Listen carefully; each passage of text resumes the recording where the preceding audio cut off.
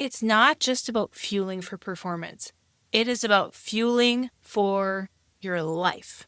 Because as women, we are dealing with a million different things. We're trying to train. We're trying to have a career. We're trying to keep our household somewhat clean.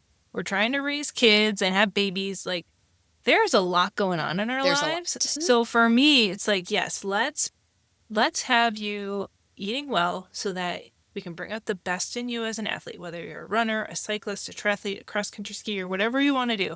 Let's bring out the best in you as an athlete, but also bring out the best in you in your day-to-day life.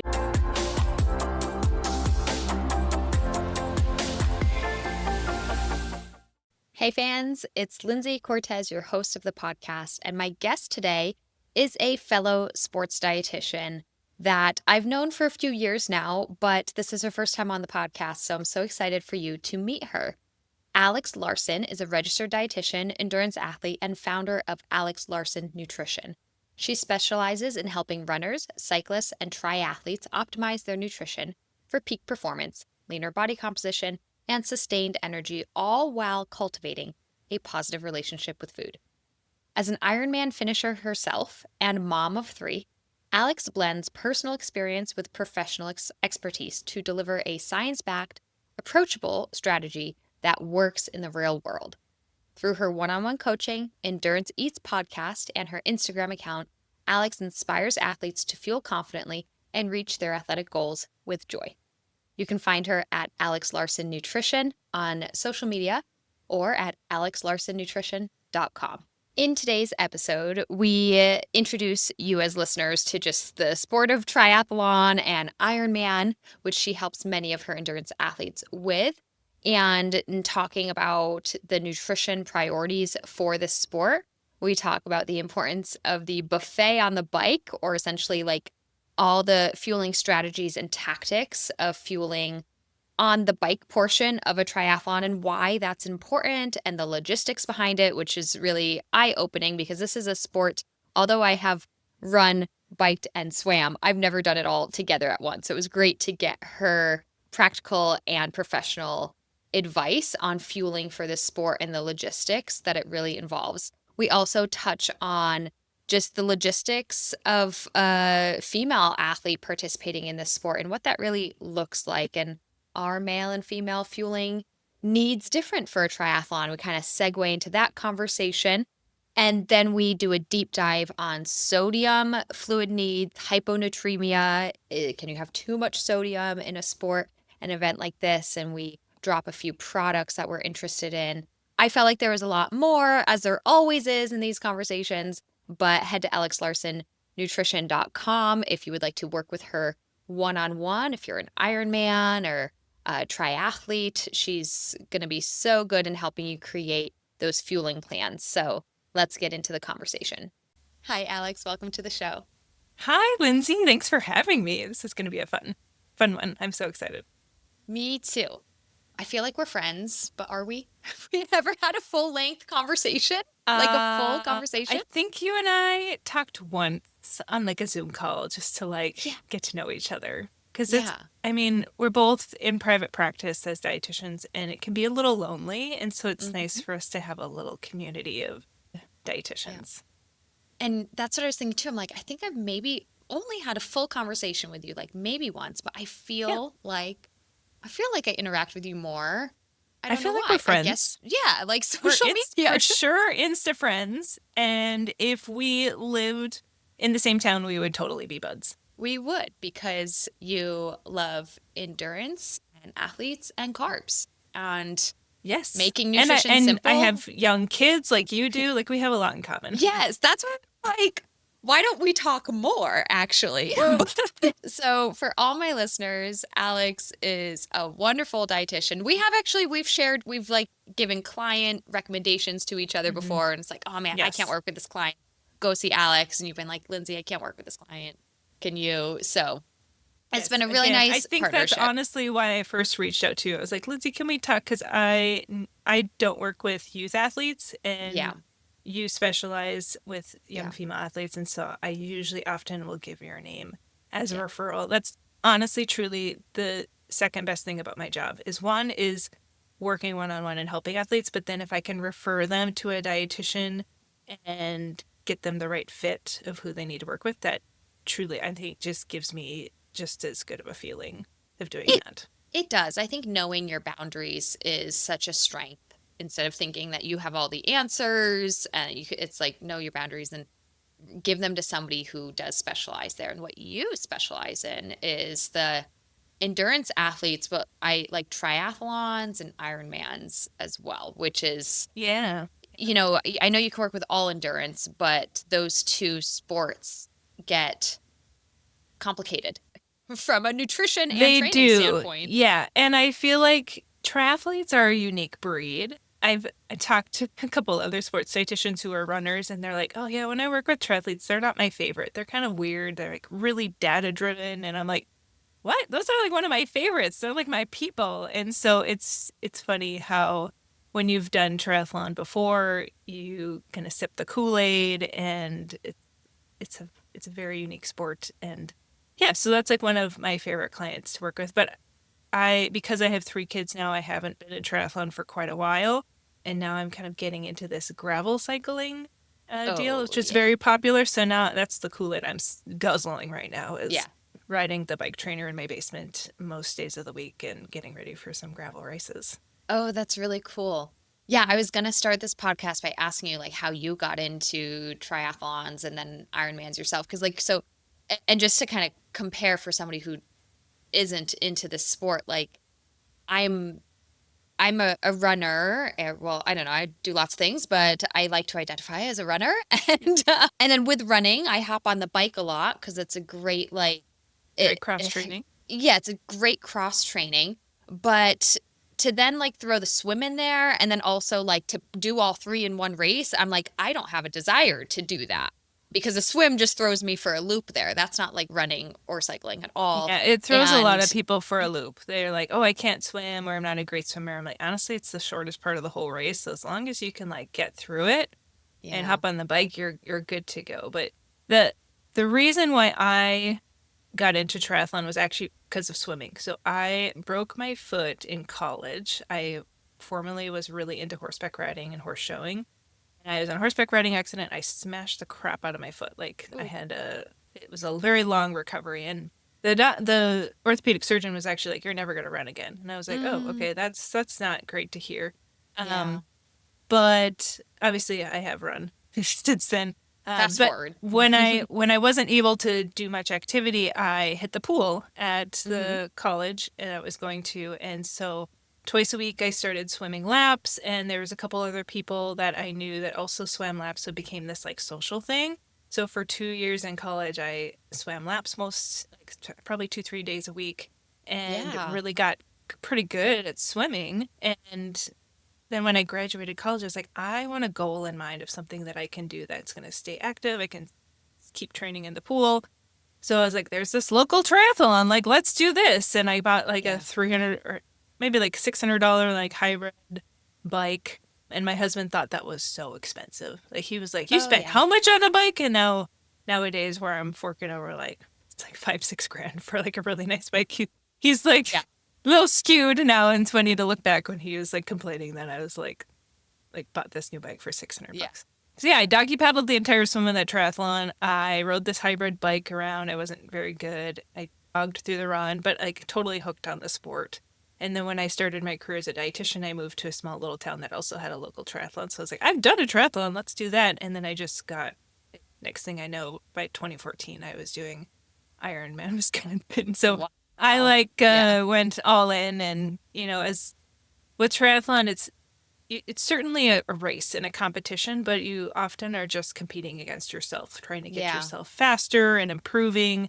And there's always something to work on. If you just focus on swimming, then your biking and running might suffer. So it's kind of an interesting sport, trying to get good at 3 different things for Yeah. one race. It's three sports in one. And I think another reason that you're like, oh, the triathletes tend to be data driven and it's because there's so many different factors that you're Mm. trying to monitor or improve upon. And even just the bike example, like the equipment comes into play a lot and your outfits that you're Yes. wearing because you is one outfit going to last you for these three different events and Yeah, like like what am I gonna wear is often the first question when you do a triathlon, because it's like, do I yeah. wear a swimsuit and then change? Like, how does that work? Yeah, it's not a cheap sport to get into. We'll just say No, that that. either. Yeah, yeah, absolutely. So I think that's why having a coach in it, and you're coming from the nutrition angle, the nutrition coach for people in this sport is so helpful because there's a lot of factors and therefore a lot of questions and a lot of areas that people can go wrong, which is one of the questions I wanted to ask you is what are some, we'll speak to the nutrition piece because Yeah. there's a lot, but as your experience as a sports dietitian, what are some of the common mistakes that you see triathletes making? So I have a mantra for my triathletes. It's called the bike is the buffet, because I Mm, tend to see athletes not fuel enough on the bike or hydrate enough on the bike, and then that sets them up for a really poor run because they're yeah. way behind on nutrition, especially for the longer distance triathlons. If you're doing a sprint, not, I mean, you can take a little bit of like carbs on the bike and get through it's usually hour 15 minutes would be like a sprint. An For the Olympic entire distance thing. for the entire thing, yeah, it's quick. Yeah. An Olympic distance, you're out there probably for a couple hours, at least 2.5 hours, maybe 3 hours.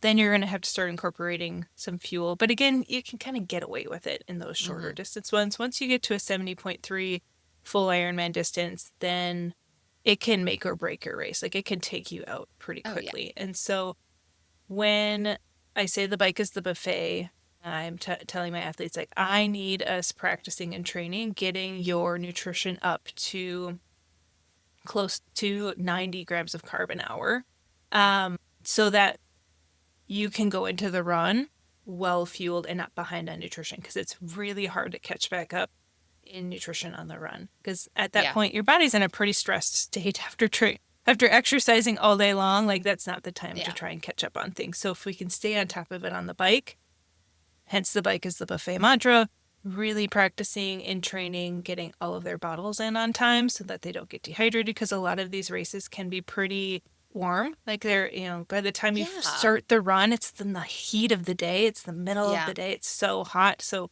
again, really hard to stay cool when you're already dehydrated on the run. So there's so many little idiosyncrasies and factors that I consider, but first we kind of start with the bike, because once you get out of the water, you're already kind of behind on nutrition. So we got to catch Right. back up as soon Yeah. as we get on the bike and stay on top of it. I love that little slogan. I never heard it before.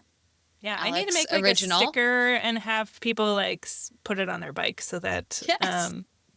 it's like their little reminder to themselves Yeah. that they need to stay on top of it. It's a huge part of, especially if you want to be competitive, the run is where people often like see the wheels fall off, or Yeah. where you really can finish strong and get on the podium. And if you're not set up for a strong run, like, it's hard to compete. For sure. And so timing the bike is a buffet because of the timing of it and trying to set yourself up for success on the run. But it's also kind of like logistically where you Yes. can pack, carry, and probably digest the most. Like we're not going to do that in a Yes. swim. And Yep. uh, that it's easy to eat on the bike. I don't want to say it's easy, but it is easier than on a run. Like one, you can place things on your bike, you can hold them there, and then you're not jostling your stomach as much. You still have the fact that like blood flow is going to your exercising muscles and your legs and away from your stomach, but you're not jostling it quite as much to where the fueling on the run gets very difficult because of a packing holding it on you and like the stomach issues. Yeah. Yeah. In terms of like gut sensitivity, that's another reason why the bike is a buffet mantra works well, is because you can eat just about anything on the bike for most people and tolerate it pretty well, because like there's not that jostling motion that you get in running. Hmm. And your heart rate tends to be a little bit lower biking than it does running. So that's another thing too, is you get just a little bit better gut motility with that little bit lower heart rate. The things that get logistically hard on the bike is looking at like the race course. And so thinking of different Ironman races, like Ironman California would be a good example, where that bike is super windy. So often we'll look at, okay, what race are we doing? What factors are we going to have to consider here? So the first year that they actually held Ironman California, because first year they were supposed to, they had like a wild storm that morning and they had to cancel the whole race. And the Oh following man. year they actually held it. And it was, I want to say like 60, 70 mile an hour gusts of wind. And that bike on that course is very open. There's not a lot of tree cover. It kind of sits up because there's farming on each side. So you are Mm-hmm. like in the brunt of the wind. So people Mm-hmm. weren't even able to take their hands off the handlebars Oh, to because go they and would like grab blow. fuel because they would have just like fallen over or Wow. crashed and lost control of their bike. So it was Oof. pretty dangerous for them to take their hands off the handlebars. So they literally would have to stop riding in order to take any fuel in. So Mm. fortunately for my athlete that was doing the race that year, we had practiced with, we set up her tri bike with an Aero bottle in the front that had a straw. So she could sit in Aero and drink her hydration mix that had Yeah. a lot of carbs in it. I think she was using Tailwind to get a good chunk of her carbs in, and then she didn't have to stop as often to eat any solid Brilliant. fuel. So thinking of logistics that way, of like, okay, how many bottles do we have Yeah. on the bike? For tri bike, I like to see 3 bottles, if not 4. If we can fit 3 on a road bike, that'd be great. Because usually 70.3, you're out there for around like 3 to 4 hours on the bike. So if you can get through those 3 bottles, you're sitting pretty good if they're like the big 24-ounce bottle. Mm-hmm. Or if you have like that torpedo that holds like 40 ounces, that bottle, you can get through a good amount of fluids there. And then you don't have to stop at aid stations or try and do bottle exchanges because that's probably the number one place where most people will crash. Yeah. There's a lot of because people are slowing down. They're not being super safe. They're not calling out that they're slowing down or like trying to veer off back onto the course. So that's where I've had athletes get into accidents and be Yeah. in DNF in the race. Yeah. So if we can kind of skip the bottle aid stations as much as possible, that's kind of nice. And then Yeah. with a full distance, you stop at special needs at the halfway point, reload your bottles with what you have in special needs, and then you don't have to stop as often.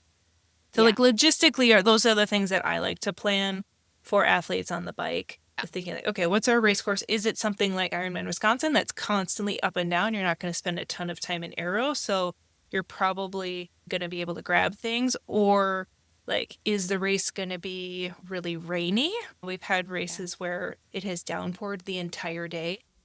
An Uncrustable is Mm. literally going to disintegrate in your hands. It's not going to work. So we can't Mm. rely on those types of things. We have to have other stuff available that's going to work for you. Yeah. See, this would be my inexperience since I've never done a triathlon, and where I was like, oh yeah, the bike is easier comparatively than obviously the run to eat, but then it's like it's dangerous to eat. Yes. It's dangerous to be distracted on the bike. It's dangerous to take your hands off the handlebar. Yeah, bike crashes are extremely scary and yeah, really potential for some really big injuries to happen there. So you have to be really smart and wise and tactical about what and when and how you're going to eat it.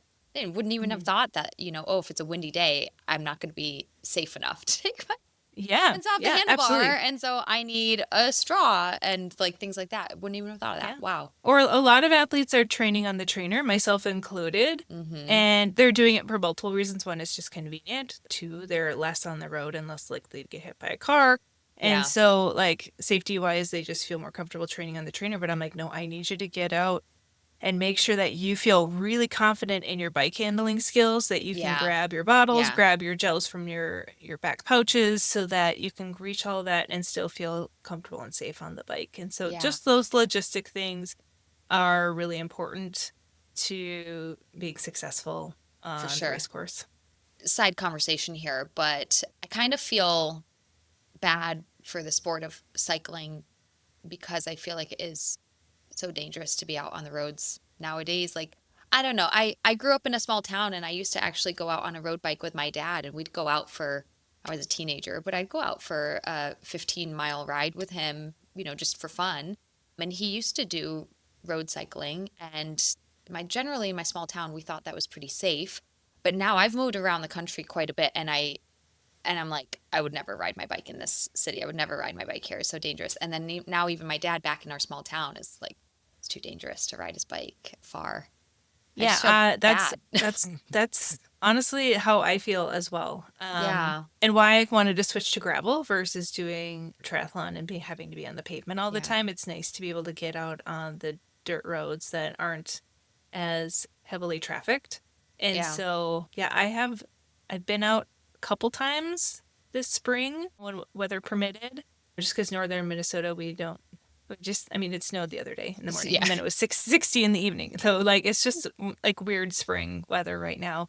Yeah. And then I went out to Oregon and I rode for 3 days out there at a camp, but very, very little traffic Hmm. for the majority of our riding.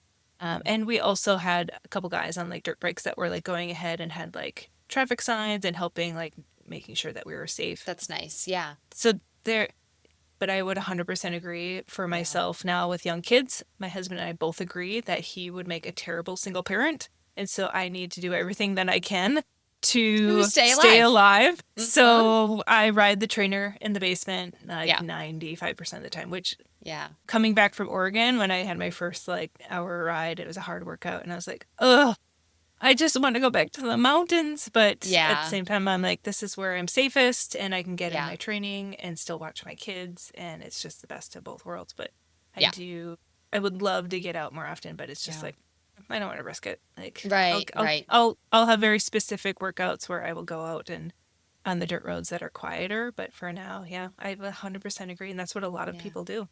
Yeah. Yeah. Like I said, I just kind of feel sorry for the sport because what a wonderful way to get outside and ride your bike. And I don't know what's changed. Like it's the traffic, but I also think it's like driver awareness isn't as The good. drivers are Yeah. distracted, or Yeah. there's some road rage issues that they just Yeah. for some reason hate cyclists. And I'm They like, do. what did we do to you? Because I don't know. I've heard people be like, why are they riding on the road? I'm like, where do you want them to ride? Like yeah, I don't know. So problems we're not going to solve on this podcast, Yeah. but little vent session there. But, Yes. this is the female athlete nutrition podcast. We talk about like women feeling like they can exercise, in safe spaces. And then it's like cyclists have this whole other issue of just like cycling as a sport. Are we safe? Are we not going to get hit by a car? Oh my goodness. Yeah, absolutely. But yeah, great point though to bring up that yeah, eating your nutrition while you're on the trainer is different than having your nutrition and fuel while you're Yeah, I have actually this little in the table with race. my buffet of options. I'm like, this is Yeah, so great. But then when I get out riding, I'm like, oh, I need to be strategic about yeah, what I'm going to use because I might not feel as confident on the bike as I normally would, yeah. being out riding outside all the time. So the bike is a buffet, being really strategic there. So I would assume I'm going to go back to my question was like, what are some mistakes? So I would assume the mistakes people make is not getting enough fuel in on the bike Not getting because enough. Yeah. then they're crashing on the run. Yes. And a couple things with the bike because it's so long, especially a full Ironman distance, you're out there for like 5, 6, 7 hours. Like Yeah. you can lose focus pretty easily and then get behind. And once you get behind, it's so hard to get caught back up. So having some sort of reminder on your watch that goes off maybe every 15, 20 minutes to remind you like, oh, I gotta eat, I gotta drink. Mm-hmm. Like you have to, and that's part of like the training process too, is not just training your gut, training your muscles, to do everything. It's training your mind to Yeah. just have it be second nature, to be drinking bottles or grabbing fuel Mm-hmm. and have it just because there's so much distraction out on the race course with other riders, aid stations, bottles, like everything that's going on, looking at your power. Like you don't want to forget about the nutrition piece. Yeah. Yes. You hit on like your bottles and carbohydrate in your hydration. There's Mhm. a big trend that I see of people really wanting to like eat real food, which Yeah. is might have some benefits, but so we talk about like pros and cons of like solid food versus liquid fuel.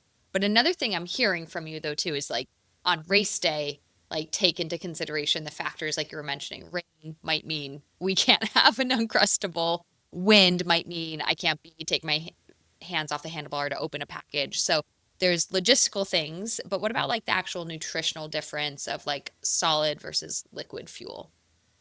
Yeah. When you look at trying to take in, let's say 80 to 90 grams of carb an hour on the bike, and you want to do that with mostly real food, you are going to have to bring a cooler or some sort of like backpack of Mhm.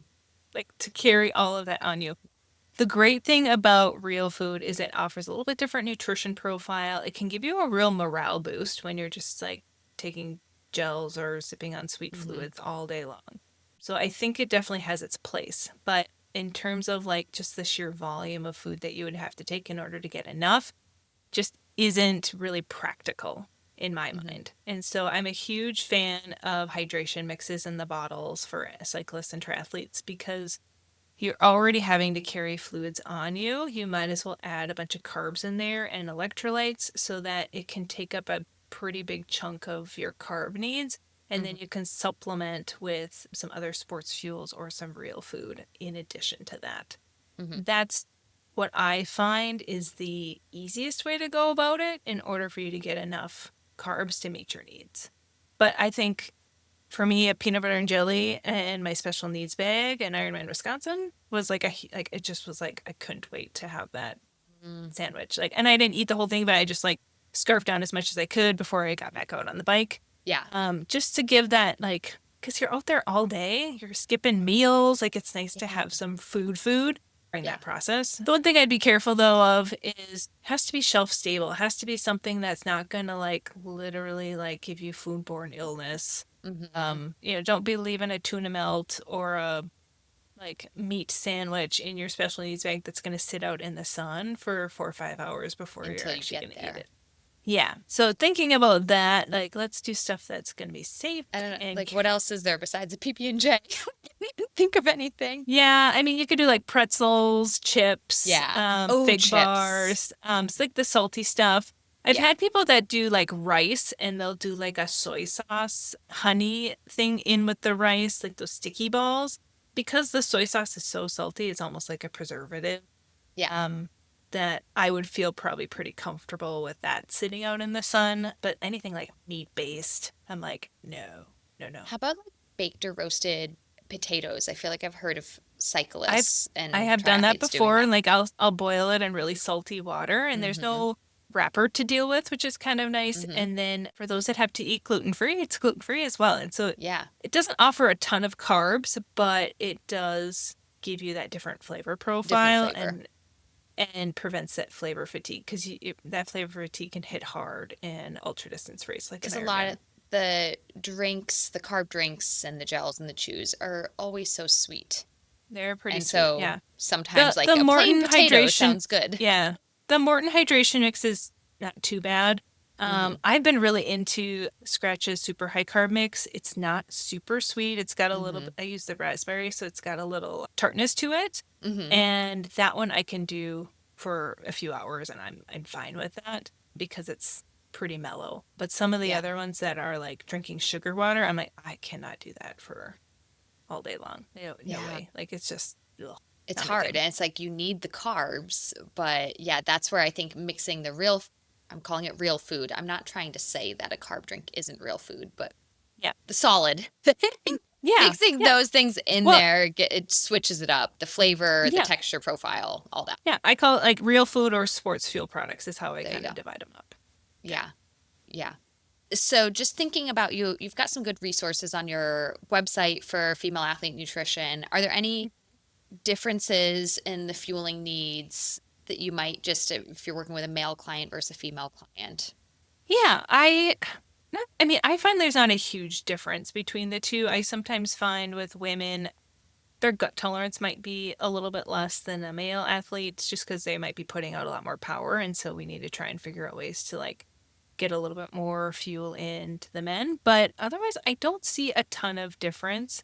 We certainly could look at like menstrual cycle and trying to like dial in nutrition around their cycle, but some of them have an IUD in and we don't even know where their cycle is. Hmm. Or sometimes we're just trying to build that foundation and stick with the basics and be really good at that before we get into like the nitty gritty of like, let's fuel you like with more protein in your luteal cycle versus your follicular cycle. I'm like, it just gets too Too complicated. And for complicated. me, I feel like nutrition needs to be as simple as possible if it's going to be something you're successful with long term. Hmm. Well, and also we just talked about how the sport itself is already quite complicated. Yeah. And so we're gonna add in a complication of like which day of my cycle am I on and how does that affect my nutrition and my training? It just gets overwhelming, which I think that like 5 years ago, when kind of research was coming out about like how our different hormones throughout a menstrual cycle phase really affect our health and therefore nutrition and training, there was like a big push for tailoring your nutrition and training to your menstrual cycle. And now the conversation is quite shifted of like, oh, there's too many factors to control and we're overcomplicating things. And Well, I'm and seeing like that conversation shift. I'm seeing it.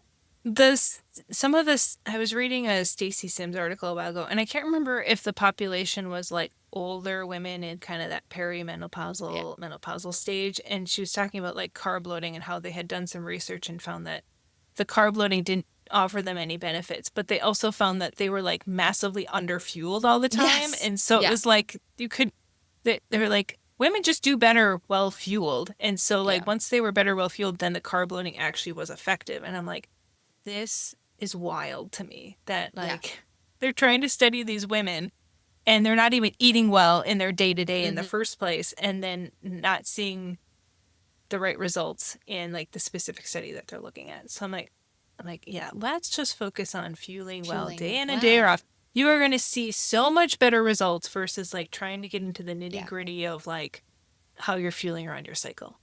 And I feel like that's where obviously I'm hosting the female athlete nutrition platform here, but I feel like that's why so much of my work is more about like the relationship and behaviors that females have with food, even more so than just like our physiology. That comes into play from time to time, but I'm like, no, it's our relationship with food and body. It's our behaviors around food and body. It's societal, narratives that have been built around females and food and training that needs to shift more so than like how many grams of protein are you eating on cycle day 20? You know, Yeah. is Well, and fuel for enough? me, like, and you can probably relate to this too, Lindsay, just in your personal life, like, it's not just about fueling for performance. It is about fueling for your life. Because Mm, as women, we are dealing with a million different things. We're trying yes. to train, we're trying to have a career, we're trying to Hmm. like keep our household somewhat clean, we're trying to raise kids and have babies. Like, there's a lot going on in our There's a lives. lot. Yeah. So Our experiences as women, it, you know, are so it's, different than an experience as a man, more so than the actual like yeah. physiology. It's our And then to have experiences to in our try and life. eat well with all of Yeah. that stuff going on. Hmm. So for me, it's like, yes, let's have you eating well so that we can bring out the best in you as an athlete, whether you're a runner, a cyclist, a triathlete, a cross country skier, whatever you want to do. Let's bring out the best in you as an athlete, but also bring out the best in you in your day-to-day life so that you're a Yeah. really productive, happy human and you feel Hmm. good in your body, you have like Hmm. a good relationship with food.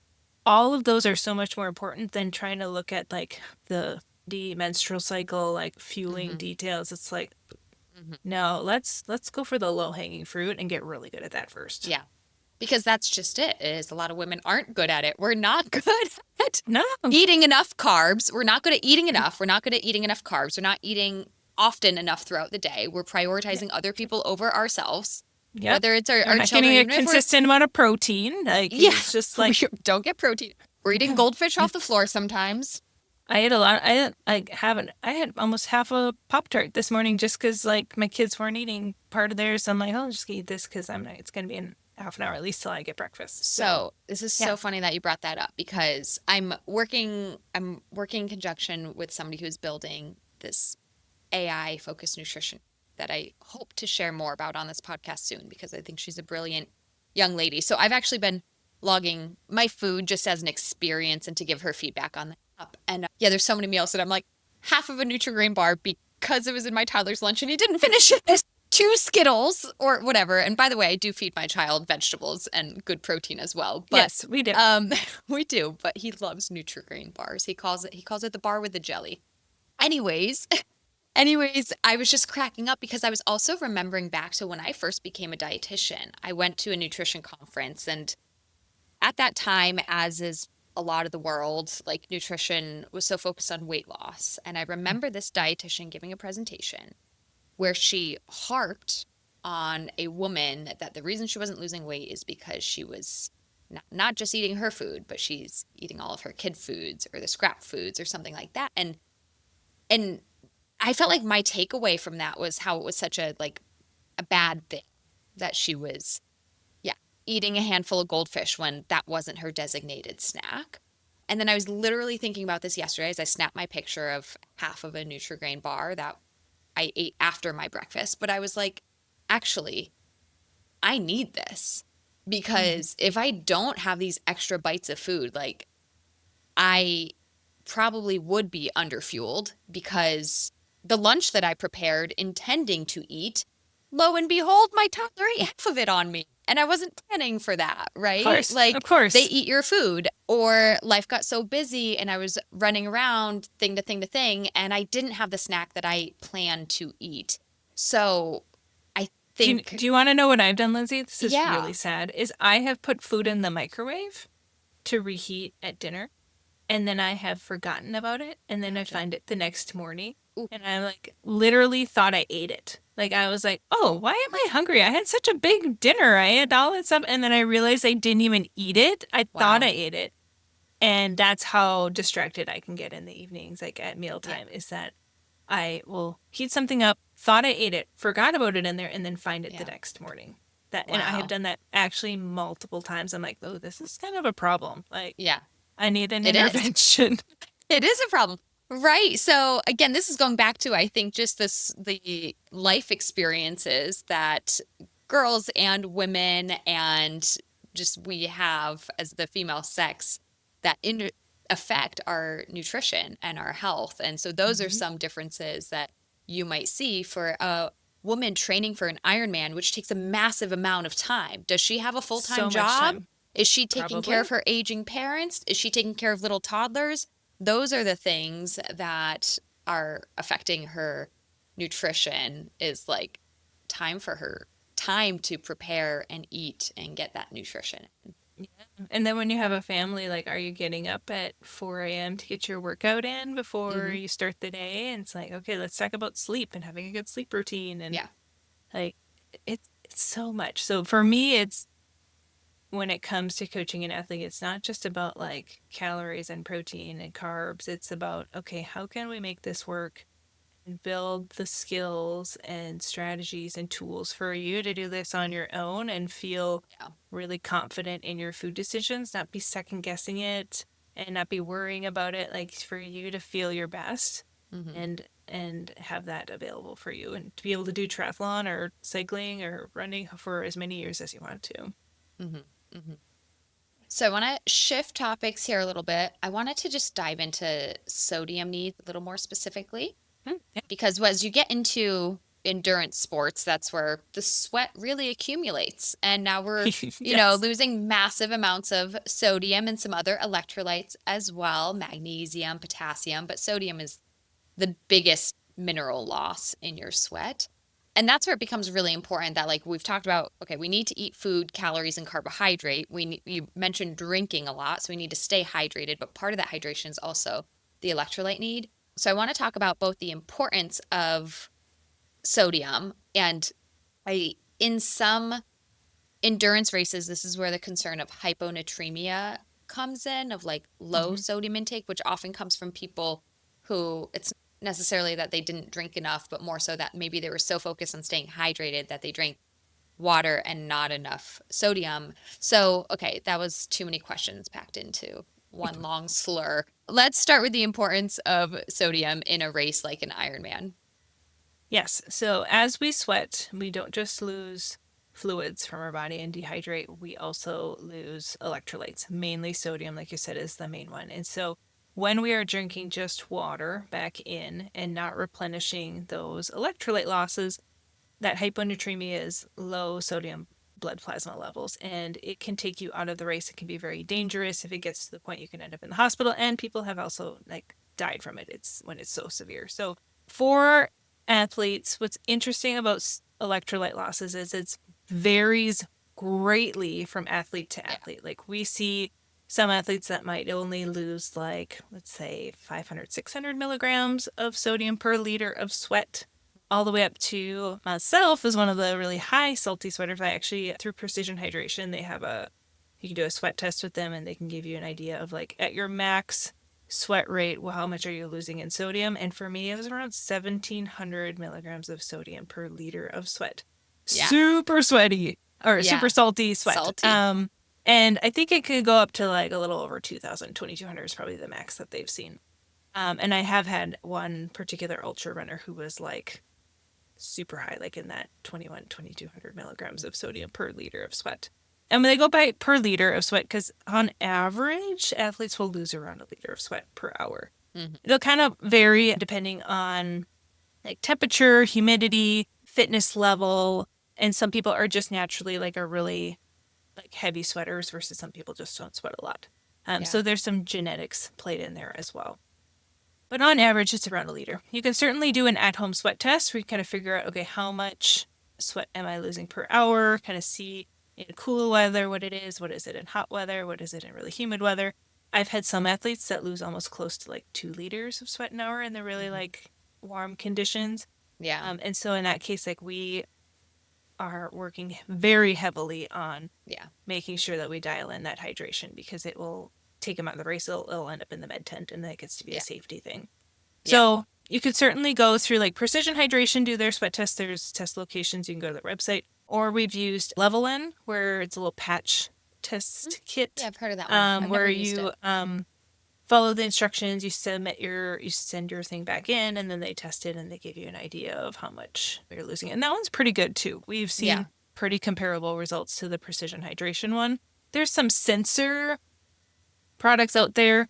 I've heard mixed reviews on them. I think because they're in like the first, second generation of them, I would continue to see them probably getting a little bit better. I want to say that Nix is the better one than the H-Drop one. So anyways, there's different ways that you can kind of get an idea of how much sodium you're losing through your sweat. And once you know that, you can kind of have an idea of like, okay, what type of hydration mixes or electrolyte mixes or fuel products do I need to do to make sure that I'm including plenty of sodium in my fluids so that I don't end up hyponatremic and I don't end up with like muscle cramping issues. Because a lot of those like hyponatremia symptoms can feel similar to like bonking or hitting a wall. Yeah. And so there's many different things that we need to focus on during a race, but like sodium, fluids, carbs are kind of like my main three things that we try and dial in well in advance so that we can set you up for a strong race. And then looking at like, okay, what's the weather going to be like? Is it going to be a really cool race? Okay, then let's make sure that we can dial back that hydration. Your thirst might not be as strong as it would be in the heat. So let's make sure that you're still being mindful of staying hydrated. And then we don't have to maybe do quite as much sodium because you're not going to be losing as much sweat. We might not have to do a salt tablet or something like that. And this is, I think, really the importance of working with a dietitian like you throughout their training program, because it's not just, oh, I'm going to have a consult, 2 weeks before my race to figure out my nutrition game plan. You really need to be testing these things out. What's my sweat rate? Maybe I need to test my sodium losses, because that's how you can make a customized plan that's really going to work. Lots of homework to be done in advance. And it's nice to have someone like support you along the way. But you have to build up gut tolerance. Like if you're someone, especially a little bit newer to endurance sports, or you're newer to fueling more, it's like, let's be strategic in how we can build up that gut tolerance so that you're not going to have any adverse GI issues out on the race course, because nothing's going to be new. We've tested everything. The other thing about sodium too that I've seen with athletes, and people listening might have done this themselves, is before a race, like in like the days leading up to a race, people get really amped up. Like, oh, got this race, I got like carb load, do all these things. I'm going to get really hydrated and drink a bunch of water and go into this race I don't get dehydrated. And then they drink all of this plain water. They've actually done research on that with some ultra runners, where they found like 40% of the ultra runners at the start line had low sodium blood plasma levels because they had hyperhydrated with no electrolytes and got to the starting line and were already low on salt. Wow. So if you're going to be drinking lots of fluids in the days leading up to your race, make sure you've got some electrolytes in there. If the race is going to be really hot, if it's going to be a sweat fest, I would do a sodium preload, like the afternoon, day before the race. I would include like some pretty high sodium electrolytes in my drinks to get a head start on that, build up that sodium level. Same thing the morning of the race, I would be drinking a pretty high salt sports drink and using that to kind of get a head start. And that can help immensely. I want to point this out because this is actually contradicts like traditional sports nutrition guidelines. Like if you look in the position stands or the textbooks, they very often when it comes to sodium, say like sodium is needed after exercise to replenish your sweat losses. Yeah. Well, in this type of sport, your exercise is 6 hours long, so you need it during. Even longer than that. Like sometimes it's 15, 20 hours long, or like multi-day Absolutely. ultra run. You know, it's wild. Yes. So You need it absolutely during, and then you're even saying because of the habits that people typically choose of like hyperhydrating and carb loading, they actually very often in reality are showing up potentially with low sodium. So we might even need to preload sodium. yeah, especially if the race is going to be a sweat fest. If you're already anticipating you're going to be sweating a lot, I'm like, okay, let's do a sodium preload. Really make sure you're going in. The other thing too, if they're an athlete that's doing like that sodium bicarb product, that is a really high dose of sodium. So often that's like your sodium preload, and then you don't have to actually worry too much about sodium during the race. But for like, I'd say a marathon, for example, because they got such a high dose to that sodium bicarb. But they're doing that from a performance enhancement standpoint. They are doing that from a sodium. Correct. But because it's so high in salt, we have to adjust that nutrition plan if they're planning on doing the sodium bicarb. Oh, that's a great point to think about. Yeah, just because their mind is thinking, no, I'm using that to buffer, is it buffer lactic acid? Yes. Or lactate. Yep, for muscles. Lactate. Yep. So that's like in their brain, they're thinking that serves one purpose, and my electrolyte drink serves but another. It's also going to serve your electrolyte purpose as well, because you really aren't going to have to take much for your sodium during the race because of that really high dose that you took about 60 to 90 minutes before the race. And I had a guy who messaged me. He's like, hey, I have high blood pressure. My doctor wants me to cut back on salt, but I do all this training. And I'm like, well, I can't offer any nutrition advice like this, but I will say if you are, and I think he was a pro athlete. And I said, if you take a sodium bicarb, I would maybe reconsider that just because of your high blood pressure.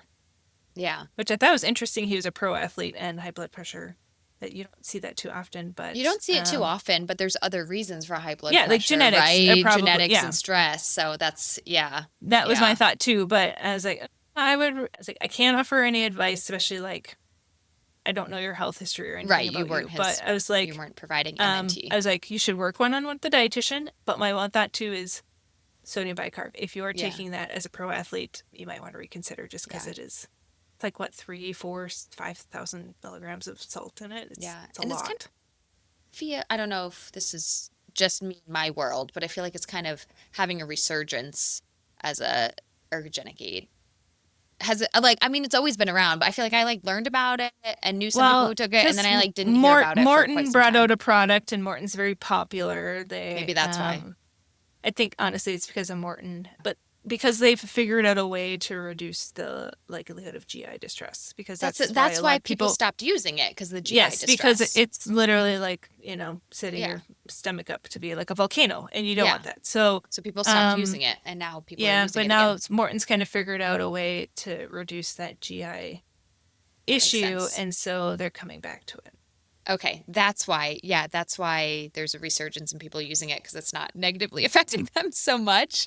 Yes. All right. I'll have to kind of look into what exactly Morton is doing, and I'm sure many other companies will jump on the bandwagon soon. I think there are more companies actually coming on board with it, but Morton was the leading one just because it's a very well-known, popular. So one other question that this topic leads into is it possible to have too much sodium? We just talked about maybe if you have high blood pressure, but from a performance standpoint, there's a risk of dehydration, a risk of hyponatremia. What are the risks of too much sodium before, during, and after your race? How it might affect you? I've thought in this question before, and I was like, yes, but you would have to consume a lot. And the risks would be diarrhea. It would be adverse GI effects. Other than if you are someone that has really high blood pressure, it might shoot your blood pressure up. But yeah, as long as you're not going massive amounts of sodium, which hopefully you aren't, and you're aligning it with your hydration needs too, because it would make you really thirsty as well if you're taking a lot of salt. Yeah. I knew one person. I've known one person in my history of being a dietitian. Yeah. We're going on 13 years now. It's not too often. No, I had one person, but it was confusing though, because they're athletes, and so they're saying I'm so thirsty all the time, and so I'm thinking, okay, let's get so, and they do sweat a lot. So you're like, let's focus on more hydration. Like it's okay to have the Gatorade, blah, blah, blah. But it actually had to really, it took quite a bit to figure out what was going on. And at the end of the day, what we figured out with her was a seasoning mix that she was using, Oh. like way overusing though. Like, so Like she was just in way her day to overusing. day, not necessarily like during her workouts, but Well, she was, because of being an athlete, she was choosing high electrolyte sports nutrition products, not just the Gatorade. She was doing like the Element and like, yeah. things that I are feel like a like thousand. people are obsessed with Element a little too much, in my Yeah, people who opinion. aren't even athletes. And I'm like, okay, because they're just, I don't know. Like I that's don't a know. lot. I mean, Yeah. even for me as a salty sweater, I don't care for Element a huge amount. I don't Mm, know. I think it's because they use the artificial sweetener in there. I don't care for the you taste of don't that. care for But that. Yeah. yeah, I find if people are drinking a lot of like Element type products, then I'm like, we dial that back a little Yeah. bit and maybe just use some Yeah. plain water. Yeah, and this was on a day-to-day basis, not just like a race Got day it. thing. So Got it. yeah, Got it. in my Okay. history, I've known one athlete who was consuming too much sodium, and it was getting wonky, and some blood work was even looking weird because it wasn't just on a race day; it was like a daily thing. So Got it. Okay.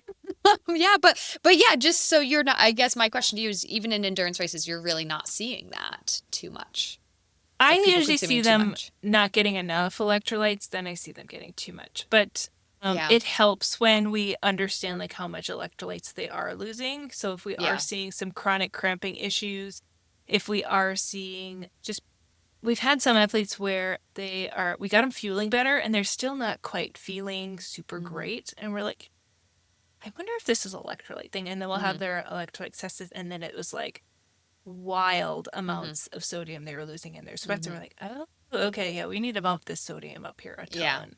And yeah, that was kind of that one missing piece.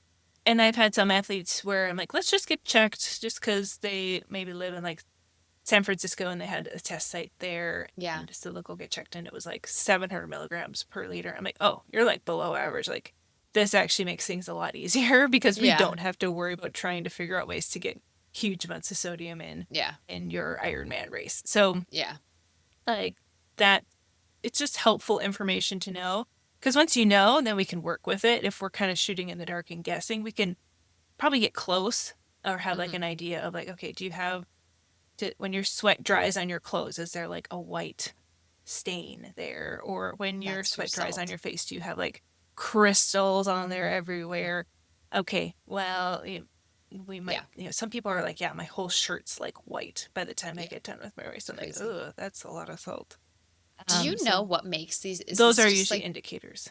do you know, like, is it just in our genetics? Like, it's just such a wide Yeah, variation. I just kind of wonder it's what does it. from I what don't know.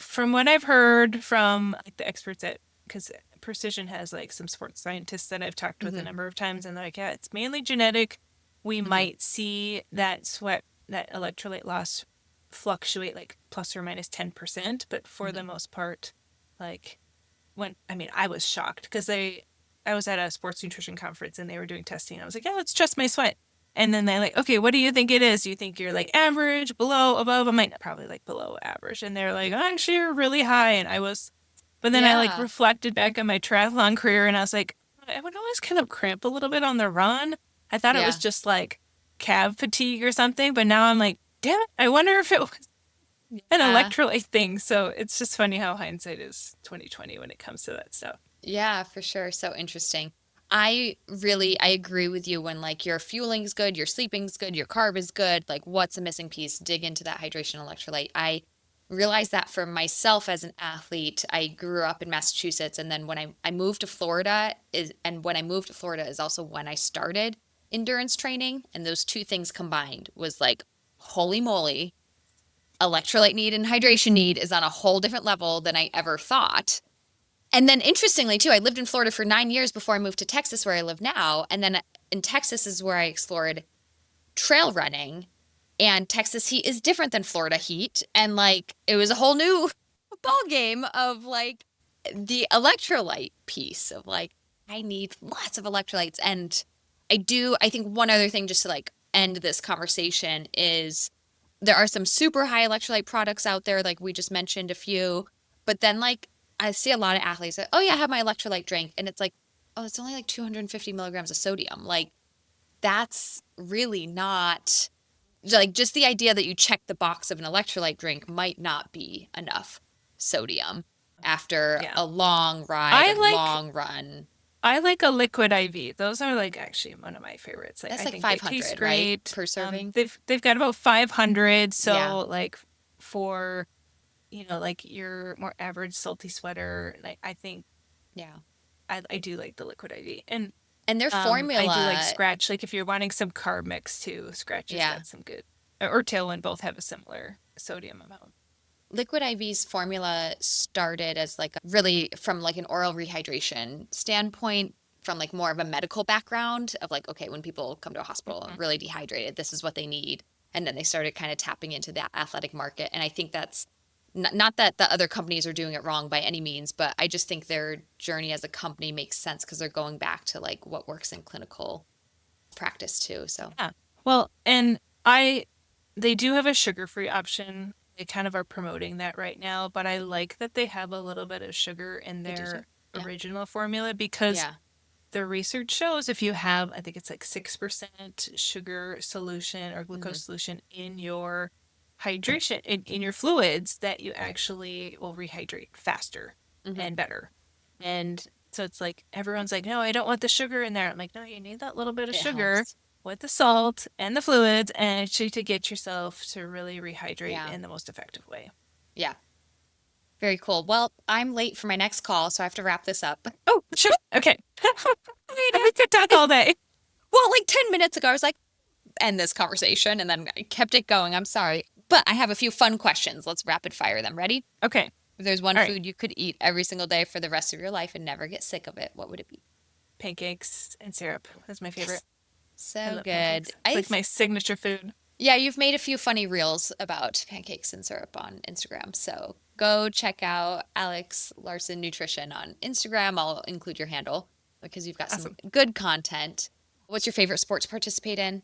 Right now it's cycling for sure, but as a kid, probably soccer. And how about as a fan to watch and cheer on? Hockey, 100%. If like I'm from Minnesota, like hands down has to be my answer.